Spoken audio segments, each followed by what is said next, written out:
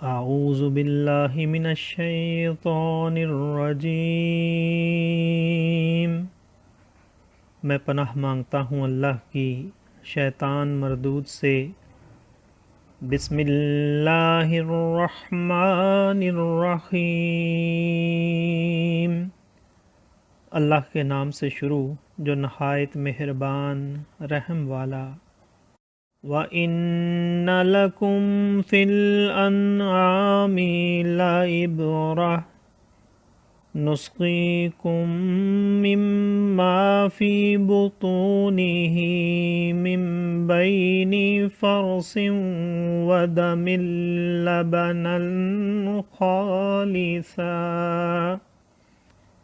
ودم خالصا سائغا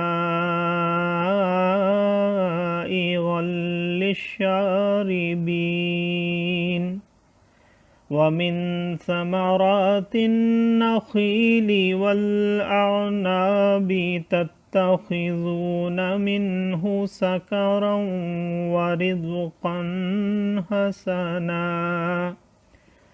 ان فی ذلک لآیۃ لقوم یعقلون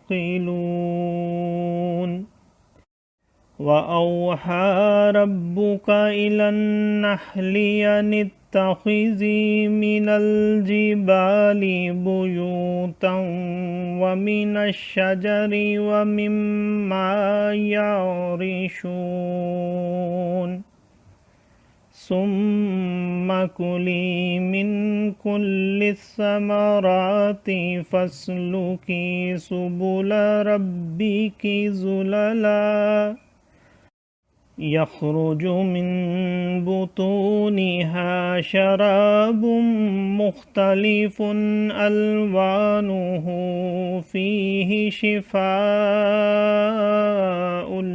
للناس ان فی ذلک لآیۃ لقوم یتفکرون واللہ خلقکم ثم یتوفاکم ومنکم من يرد إلى أرذل العمر لكي لا يعلم بعد علم شيئا إن الله عليم قدير صدق اللہ العظیم۔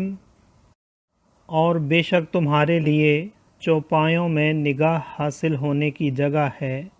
ہم تمہیں پلاتے ہیں اس چیز میں سے جو ان کے پیٹ میں ہے، گوبر اور خون کے بیچ میں سے خالص دودھ، گلے سے سہل اترتا پینے والوں کے لیے، اور کھجور اور انگور کے پھلوں میں سے کہ اس سے نبیذ بناتے ہو، اور اچھا رزق۔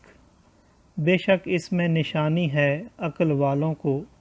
اور تمہارے رب نے شہد کی مکھی کو الہام کیا کہ پہاڑوں میں گھر بنا، اور درختوں میں اور چھتوں میں، پھر ہر قسم کے پھل میں سے کھا، اور اپنے رب کی راہیں چل کہ تیرے لیے نرم و آسان ہیں۔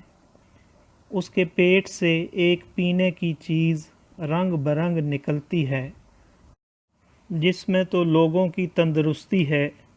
بے شک اس میں نشانی ہے دھیان کرنے والوں کو۔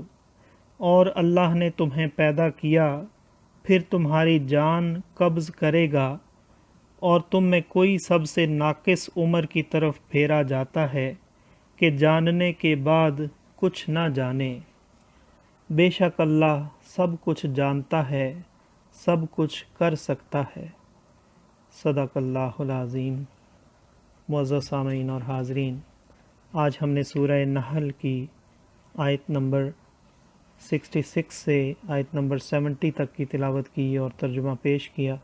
اللہ تعالیٰ قبول و منظور فرمائے۔ اللہ تعالیٰ ہمیں قرآن پاک کو پڑھنے، سننے، سمجھنے اور اس کے احکامات اور تعلیمات پر عمل کی توفیق عطا فرمائے۔ دوران تلاوت اور ترجمہ اگر کوئی غلطی رہ گئی ہو تو اللہ تعالیٰ میں معاف فرمائے۔ آمین۔ جزاک اللہ۔